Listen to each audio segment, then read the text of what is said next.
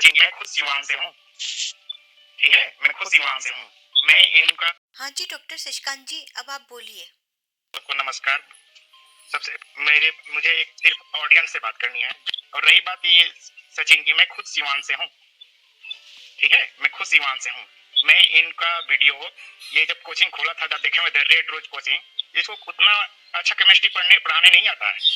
एक चैप्टर एक यूनिट उठा लेगा, बस वही बताएगा जिसमें वो परंपरागत रूप से ठीक हो।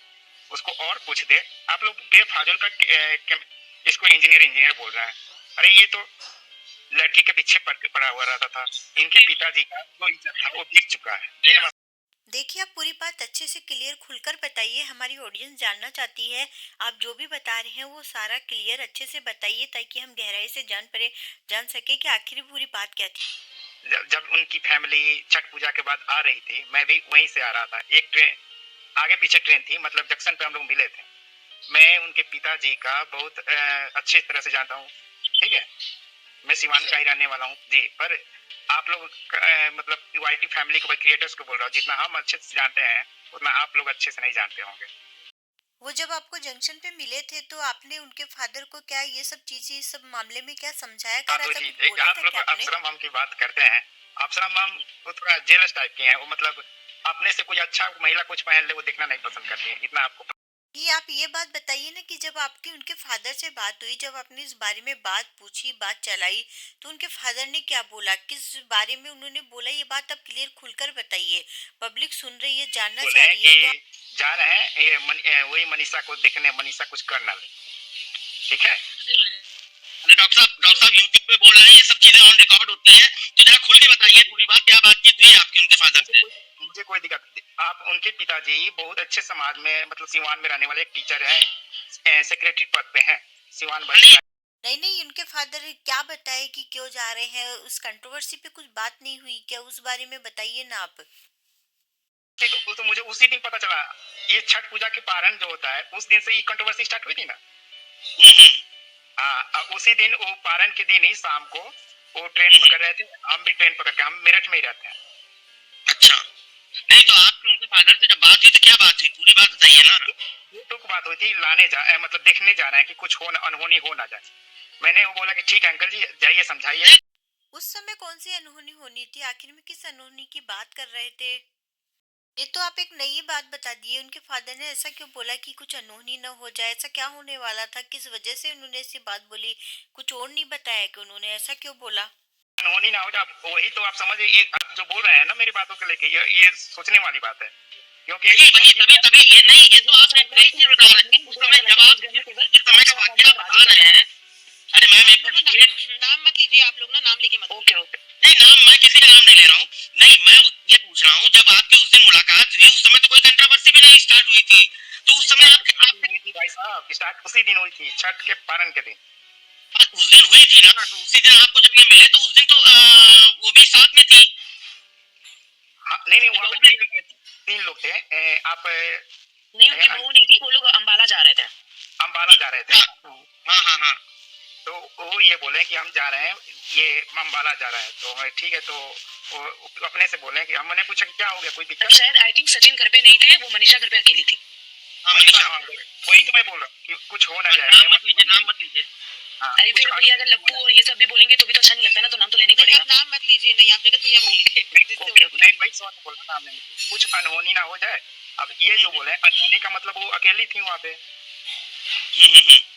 तो अकेली थी तो कुछ भी हो सकता है, या कुछ वो कर ना ले, क्योंकि वहाँ पे तो था नहीं।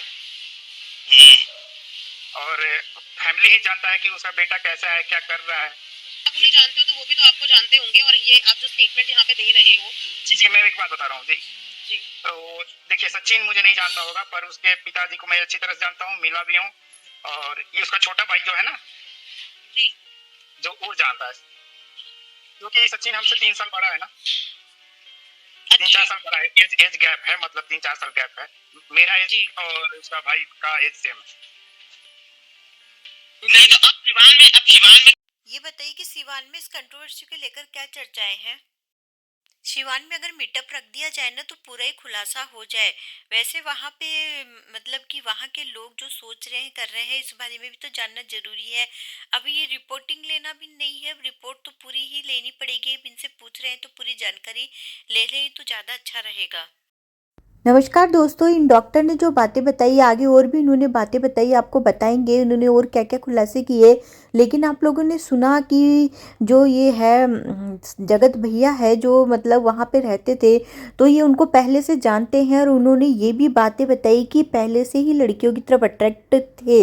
मतलब इनकी लड़कियों को ज़्यादा इंटरेस्ट लेते थे, लड़कियों में ज़्यादा घुलते मिलते थे।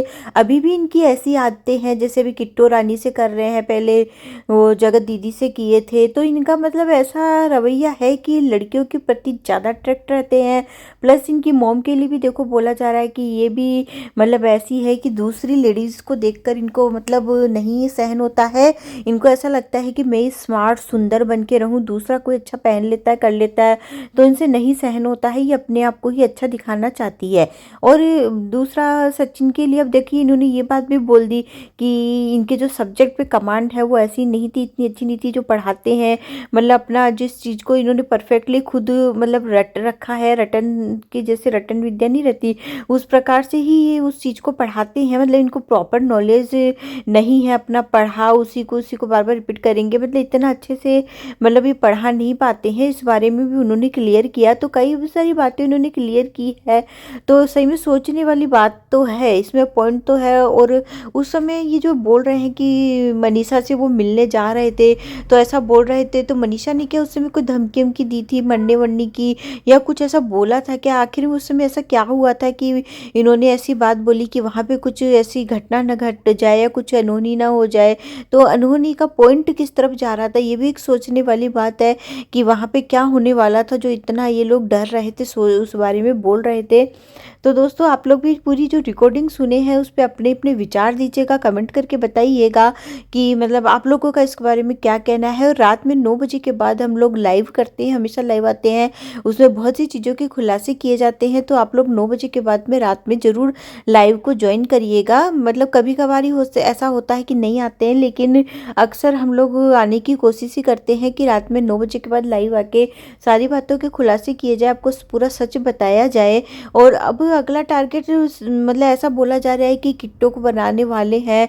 अब किट्टो के साथ में भी इनकी कंट्रोवर्सी चलने वाली है। तो अब दोस्तों आने वाले समय पे देखते हैं कि क्या कंट्रोवर्सी होने वाली है और किसके साथ होने वाली है। ये मुद्दा तो आगे जाके क्लियर हो ही जाएगा। तो दोस्तों आप लोग ने पूरा वीडियो देखा, आपको कैसा लगा कमेंट करके बताइएगा। चैनल को